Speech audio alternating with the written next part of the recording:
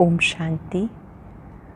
आज बाबा के 19 अगस्त 2021 के साकार मधुर महावाक्य हैं। आज वरदानी दिवस पर बाबा ने बहुत सुंदर वरदान दिया है, चतुर सुजान भव। पहले आपका सुंदर महामंत्र है जिससे संस्कार मिलन सहज हो जाता है, ताजधारी भी बन जाते हैं। जैसे बाप दादा निरंकारी हैं, शिव बाबा और ब्रह्मा बाबा निरंकारी होने की वजह से हमेशा कहते हैं कि मैं आप बच्चों का आज्ञाकारी सेवक हूँ। जब बाबा ये बात कहते हैं तो ताजधारी बन जाते हैं। ऐसे ही बाप दादा से सीखते हुए हम विनम्र बन दूसरों को श्रेष्ठ सीट दे दें।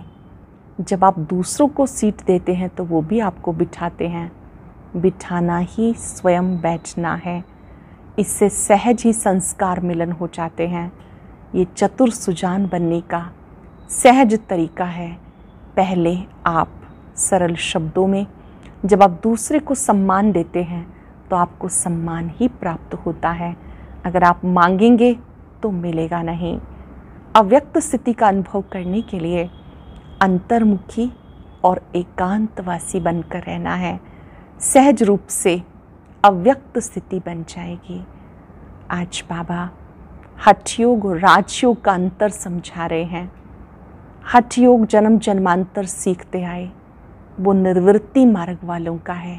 राजयोग है प्रवृत्ति मार्ग वालों का। परिवार में रहते हुए योग का अभ्यास करना, कर्म इंद्रियों के राजा बनना। इस एक जन्म में हम राज ऋषि बनते हैं। ऋषि पवित्र को कहा जाता है। हम राजयोगी हैं, राज ऋषि हैं। जन्म जन्मांतर हठयोग करते आए, उतरती कला हो गई। अब राजयोग से चढ़ती कला होती है।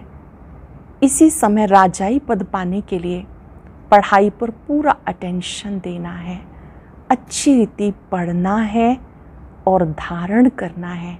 जो बच्चे अच्छी रीति पढ़ते हैं, धारण करते हैं, वही राजाई पद पाने के लायक हैं। अगर पढ़ते समय बुद्धियोग भटकता है, यहाँ वहाँ बुद्धि जाती है, तो उबासी देते रहेंगे, झुटका खाते रहेंगे, फिर वो ऊंच पद के अधिकारी नहीं हो सकते। बाबा ने बहुत अच्छे से याद दिलाया कि अगर कोई साहूकार है, उसके पास पैसा है तो भले प्रयोग करो, बाबा की मना नहीं है। भले खाना खाओ, मालपूड़ा खाओ, रोटी खाओ, हर कर्म करते हुए बस मुझे याद करो और पवित्र बनो। पैसा वैसे भी विनाशी है, प्रयोग करो, बाबा की मना नहीं है, लेकिन ये सब करते हुए एक बाबा की याद में रहना है। सच्चे राजयोगी राज ऋषि बनना है, पवित्र बनना है। यहाँ पर कलयुगी दुनिया में रहते हुए भी बुद्धियोग एक बाबा से लगाना है। यहाँ साइलेंस बल जमा करना है, विकारों पर जीत पानी है। सबसे बड़ा कांटा है काम विकार का। बाबा को बाबुरी नाथ भी कहते हैं क्योंकि वो कांटों को फूल बनाते हैं। काम विकार का कांटा बड़ा कांटा है। फिर क्रोध का कांटा है। क्रोध के वशीभूत होकर लड़ाई लड़ते हैं, बॉम्ब्स फेंकते हैं। बाबा ने कहा इस समय तुम्हें सूक्ष्म रीति से अंदर जो भी विकार हैं उन्हें निकालते जाना है। साइलेंस बल इतना जमा करो कि अंदर जो भी कमी कमज़ोरी है, विकारों के कांटे हैं, वो समाप्त होते जाएं। यहाँ पर स्वदर्शन चक्रधारी होकर रहना है। जब आप एक की याद में रहेंगे तो आत्मा शक्तिशाली बनती जाएगी। आज चलते फिरते उठते बैठते याद रखेंगे हमें अंतर्मुखी एकांतवासी बनकर रहना है। योगियों के लिए एकांत वरदान होता है। जितना एकांत में रहेंगे अच्छी स्थिति का अनुभव करेंगे। दूसरों को मिलते हुए सम्मान देना है, पहले आप। अब सुनते हैं मुरली विस्तार से। ओम शांति। Good morning. बाबा कहते मीठे बच्चे, तुम सच्चे सच्चे राज ऋषि राज योगी हो।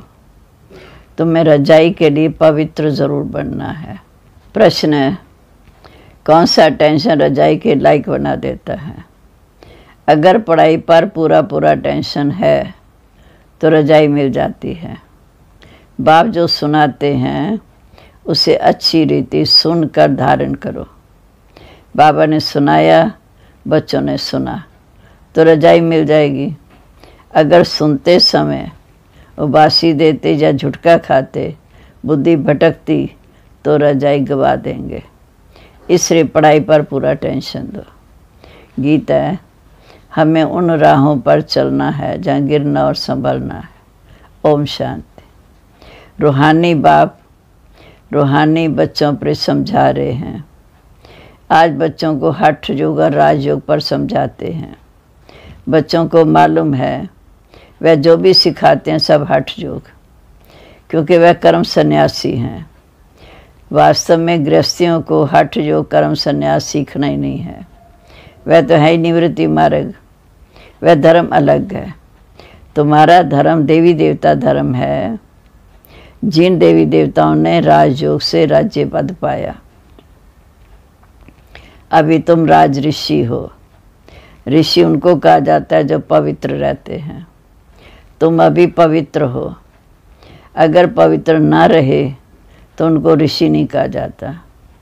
तुम रजाई पाने के लिए पवित्र बनते हो। वह को रजाई पाने के लिए पवित्र नहीं बनते। तुम जानते हो पवित्र दुनिया में हमको पवित्र रजाई थी। भारत में 5000 वर्ष पहले देवी देवताओं का पूज्य पवित्र प्रवृत्ति मार्ग था। अभी पुजारी पतित बन पड़े। 84 जन्मों का हिसाब है ना। बाप जो सहज राजयोग सिखा रहे हैं वही तुमको 84 जन्म का हिसाब बताते हैं। ये बातें कोई शास्त्रों में नहीं हैं। शास्त्र तो बाद में बनते हैं। जो पास्ट हो गया वो बैठ शास्त्र बनते हैं। अब बाप बच्चों को प्रैक्टिकल में पढ़ाते हैं। उनकी फिर हिस्ट्री बनाई। यादव कौरव पांडव थे तो ज़रूर संगम पर होंगे। संगम युग की हिस्ट्री बैठ बनाई। त्योहार भी सभी संगम युग के हैं। राखी बंधन भी पवित्रता पर है। पीछे फिर उनका यादगार चलता है। यहाँ बाप भी सभी को पवित्र बनाए प्रतिज्ञा कराते हैं। सिख लोग कंगन बांधते हैं, कंगन पहनते हैं। ये भी पवित्रता की निशानी है। हिंदू लोग जनेऊ पहनते हैं। ये भी पवित्रता की निशानी है। परंतु वह पवित्र रहते नहीं हैं। राखी बंधवाते हैं, इसका अर्थ थोड़ी समझते हैं। आगे ब्राह्मण लोग राखी बांधते थे। अभी बहन भाई को राखी बांधती है, वह खर्ची देते हैं। ये सब अभी फैशन पड़ा है। वास्तव में यह है पवित्रता की बात। बाप कहते मीठे बच्चे, कामा शत्रु है। वह ब्राह्मण लोग को ऐसे नहीं समझते। अभी बेहद का बाप कहते बच्चे प्रतिज्ञा करो कि हम पवित्र रहेंगे। बुलाते भी इसलिए हो क्या कर हमें पतितों को पावन बनाओ। सतयुग त्रेता में तो नहीं बुलाते, क्योंकि वहाँ है ही पवित्र राम राज्य। यह है रावण राज्य। राम राज्य में 5 शिकार होते नहीं। यथा राजा रानी तथा प्रजा। अब तुम बच्चे समझते हो कि इस समय हम बाबा से स्वर्ग की बादशाही ले रहे हैं। इस नरक से तो ज़रूर जाना है। बाबा आया है पावन बनाकर स्वर्ग में ले चलने। फिर हम क्यों नहीं पावन बनेंगे? उन्हों के हठ योग तो अनेक प्रकार के हैं। उससे तो हम सीढ़ी नीचे उतरते आए। बाबा ने समझाया, भारत जब पतित बनता है तो रावण का राज्य होता है, तो धरती हिलने लगती है। सोने के महल आदि सब नीचे जाते हैं। महलों आदि को कोई लूटा थोड़ी है। वह तो सिर्फ मंदिर को लूटा है। कुछ जेवर सोना आदि ले गए। जेवरों का सबसे जास्ती शौक तुमको है, क्योंकि तुम स्वर्ग में आते ही जेवर पहनते हो, राज्य करते हो। तुम बेहद के बाप से स्वर्ग की बादशाही का वर्षा लेते हो। तो ये बाप बैठ समझाते हैं। बाप बैठ समझाते हैं, ज्ञान का सागर है, वह कोई गीता पढ़ के नहीं सुनाते हैं। बाबा ने कहा हमने जो तुम्हें सुनाया वह तुमने सुना, फिर उसे धारण किया, फिर जाकर रजाई पाई। वहाँ ये ज्ञान नहीं रहता। जहाँ तो बाप टीचर बनकर शिक्षा देते हैं, बाप तो हिंदी में समझाते हैं, यहाँ सब हिंदी हिंदी कहते रहते, जो उनों की भाषा है। वास्तव में प्राचीन भाषा तो हिंदी है, ना कि संस्कृत। ये संस्कृत तो शंकराचार्य के बाद निकली। जो आते हैं वो अपनी भाषा चलाते हैं। बाबा कहते ये संस्कृत तो शंकराचार्य के बाद निकली, जो आते हैं वो अपनी भाषा चलाते हैं। बाकी ऐसे नहीं कि बाबा ने कोई गीता संस्कृत में सुनाई। गुरु नानक का अपना ग्रंथ है, उसने सिख धर्म स्थापन किया, उनको भी अवतार मानते हैं। उसमें रजाएं भी होते, पर सन्यासियों में रजाई नहीं है। बाबा ने समझाया बुद्ध क्राइस्ट आदि पहले गृहस्थ आश्रम थे, अब गृहस्थी पतित आत्मा तो धर्म स्थापन कर ना सके। उनमें पवित्र आत्मा आई जिसने धर्म स्थापन किया। दूसरे धर्म तो किस्म किस्म के बहुत हैं, आकर अपना छोटा मठ वन स्थापन करते। झाड़ में दिखाया हठ योग और राजयोग में बहुत फ़र्क है। ये बातें समझने की है। जिसको समझ में नहीं आती होगी वह झुटका खाते हैं, बासी खा देते हैं। यहाँ तो तुमको इतना ऊंचा खजाना मिलता है, बड़ी भारी कमाई है। तुम रत्नों से झोली भरते हो, तो ये आंखें खोल कर सुननी होती। झुटका खाते रहेंगे तो बुद्धि बार भटकती रहेगी, तो वह राजधानी पा नहीं सकेंगे। तुम हो राज ऋषि, रजाई प्राप्त करने वाले। बाप इस समय राजधानी स्थापन करते हैं, श्री कृष्ण तो नहीं करते। कृष्ण तो इस समय के पुरुषार्थ से बाप से वर्षा लेते हैं। अब तुम्हारा बाप है निराकार, जिससे वर्षा ले रहे हो विश्व की बादशाही का। तुम कितने साहूकार बनते हो। यहाँ एक ही बाप आकर राजयोग सिखाते हैं, वो भी घूमो फिरो खाओ पियो, एक बाप को याद करो। साहूकार ज़रूर अच्छी रीति खाएंगे, ये तो अपनी कमाई का फल खाते हैं। मालपुड़ा खाओ, रोटी खाओ, याद करो एक बाप को, बर कुछ भी खाओ। पैसा तब है, पैसा तब किसके लिए है। बाबा कोई मना नहीं करते हैं, सिर्फ बाप से योग लगाना है। इस रजाई स्थापन करने में खर्चा नहीं। उस लड़ाई आदि में कितना खर्चा होता, एरोप्लेन पर कितना खर्चा होता, गिरते हैं तो एकदम ख़त्म हो जाते हैं, कितना नुकसान हो जाता। तो बाप कहते मीठे बच्चे, चलते फिरते बाप को याद करो, सुदर्शन चक्र फिराते रहो। हमने 84 जन्म पूरे किए, अब चलें वतन की ओर। घर जाकर फिर आकर नई दुनिया में रजाई करेंगे। तुम एक्टर्स हो, वह बाइस्कोप तो 2-2.5 घंटे चलते, ये बेहद का नाटक तो 5000 वर्ष चलता है। इनको मनुष्य जान सकते हैं, क्योंकि ये दुनिया कांटों का जंगल। बड़े से बड़ा कांटा विकार का, जो आत्मदन दुख देते हैं। दूसरे नंबर का कांटा क्रोध, उनकी निशानी ये महाभारत लड़ाई देखो।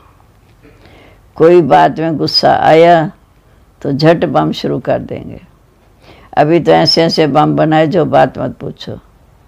सत्युग में कोई लड़ाई आदि होती नहीं, संगम पर ही ये महाभारत लड़ाई दिखाई है।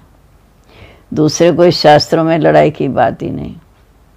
वहाँ तो सारे विश्व के तो मालिक बनते हो, लड़ाई की बात तो हो ना सके। शास्त्रों में असुर और देवताओं की लड़ाई दिखाते हैं, परंतु देवताएं अहिंसक हैं। तुम योगवाद से विश्व के मालिक बनते हो। वो है साइलेंस वाल, इसमें कुछ बोलना नहीं। याद के बल से तुम बाबा से विश्व की बादशाही लेते हो। फर्क देखो कितना है। साइंसवाद से विनाश होता और उसी साइंस से फिर सतयुग में सुख देखेंगे। साइंस में इन्वेंशन करते हैं, वह भी सुख के लिए करते हैं। ये भी आकर कुछ ज्ञान देंगे, साइंसदान भी आकर ज्ञान देंगे। प्रदर्शनी में तो सब आते हैं, आगे जो सब आएंगे, तुम्हारी साइलेंस का बल से आवाज़ निकलेगा। फिर बाबा कहते तुम प्रश्न पूछो कि गीता का भगवान कौन। ऐसे प्रश्न और कोई पूछ ना सके। जहाँ ये प्रश्न लिखते हैं उनके साथ चित्र भी दो कि गीता का भगवान परमपिता परमात्मा शिव है, ना कि श्री कृष्ण। श्री कृष्ण तो पूरे 84 जन्म लेने वाला है, पति से पान बनाने वाला एक बाप है। कृष्ण की आत्मा तो 84 जन्म ले अंत में सांवरी बनी है। उनको बैठ के समझाते हैं कि तुमने 84 जन्म लिए, तुम अपने जन्म को नहीं जानते हो। एक्टर्स को तो पता होना चाहिए कि हम 84 जन्म कैसे लेते हैं। इस समय आज श्री राम राज्य, फिर होगा ईश्वरी राज्य। इस सारे चक्र को तुम बच्चे जान गए हो, कैसे 84 जन्म लेते हैं। ये भूलते तब हैं जब विकार में जाते। विकार में जाने वाले का मुंह पीला पड़ जाता है। खुद भी समझते हमने क्या कर दिया। बाप कहते बच्चे अब अपनी संभाल करो, तुमको आत्मदन दुख देने वाले हैं। ये विकार तुमको आत्मदन दुख देने वाले हैं, इसमें नहीं पड़ो। कसम उठाओ कि हम विकार में कभी नहीं जाएंगे। भगवानुवाच है, कामा शत्रु है। हर एक चित्र में पहले ये लिखो, ज्ञान सागर पतित पावन, गीता ज्ञानदाता शिव भगवानुवाच। फिर कृष्ण का नाम समझ जाएंगे। हमको गीता का भगवान बैठ जे बताते हैं, वही ज्ञान हम लेते हैं। भगवान आकर नई दुनिया स्थापन करते तो पुरानी दुनिया का विनाश होता। ये है रुद्र ज्ञान यज्ञ। असल है शिव बाबा, रुद्र बाबा नहीं कहेंगे। बॉम्बे में बाबरी नाथ का मंदिर है। अब अबूल कहा जाता है कांटों को। बाबरी नाथ नाम क्यों रखा वह कोई समझते नहीं। चित्र तो शिव का है, बाकी नाम अनेक रख दिए। शिव बाबा आकर इस समय कांटे के जंगल को फूलों का बगीचा बनाते हैं। यही तुम्हारा बाबा है, जिसका नाम सदा शिव अर्थात कल्याणकारी। शिव परमात्मा नमः, ब्राह्मण देवी देवता नमः, अक्षर बिल्कुल क्लियर है। अब वो परमपिता परमात्मा बैठ इस रथ द्वारा समझा रहे हैं। हो बहु जैसे लौकिक बाप समझाते कि बच्चे हमारे कुल को कलंक नहीं लगाना, कोई खराब काम नहीं करना। ये बाबा भी कहते हैं बच्चे विकार में कभी नहीं जाओ। पवित्र बनने बगैर स्वर्ग में ऊंच पद नहीं पा सकेंगे। बहुत ज़बरदस्त कमाई तुम कर रहे हो, बाकी तो सब गवा रहे हैं। भल कोई के पास पदम है, बड़े बड़े महल बना रहे हैं, लाखों रुपया खर्च करते हैं। तुम समझते हो ये सब वेस्ट ऑफ टाइम है, ये कुछ काम नहीं आएगा, सब खलास हो जाएगा। वह तो समझते हैं 10-12 वर्ष चलेंगे। तुम बच्चे जानते हो कि मौत तो सामने खड़ा है। थोड़े समय के अंदर ये अर्थ कोई आदि हो तो सब डामाडोल हो जाएगा। अर्थ कोई आदि में अनगिनत मर जाते हैं। ये विनाश तो होना ही है। विनाश का साक्षात्कार और स्थापना का साक्षात्कार तो किया है, सो फिर बाद में आँखों से देखेंगे। भक्ति मार्ग में कितना कुछ करते, परंतु कोई वैकुंठ में जा न सके। ज्ञान बगैर सदगति हो न सके। ये सब भक्ति मार्ग के खिलौने हैं। अच्छा, मीठे मीठे सिकल दे बच्चों प्रीत, माता पिता बाप दादा का याद प्यार, गुड मॉर्निंग। रूहानी बाप की रूहानी बच्चों को नमस्ते। रूहानी बच्चों की रूहानी बाप दादा को नमस्ते। नमस्ते बाबा, गुड मॉर्निंग। शुक्रिया बाबा, कितने हमारे श्रेष्ठ कर्म और श्रेष्ठ जीवन बना रहे हो। अब है धारणा के लिए मुख्य सार। पहली पॉइंट है कुल कलंकित करने वाला कोई भी खराब काम नहीं करना। पवित्र बनने की अपने आप से प्रतिज्ञा करनी है। दूसरा, अब अपना टाइम मनी वेस्ट नहीं करना है। फूलों के बगीचे में चलने के लिए कांटे निकाल देने हैं। अब है वरदान। पहले आपके पाठ द्वारा ताजधारी बनने वाले चतुर सुजान भव। पहले आपके पाठ द्वारा ताजधारी बनने वाले चतुर सुजान भव।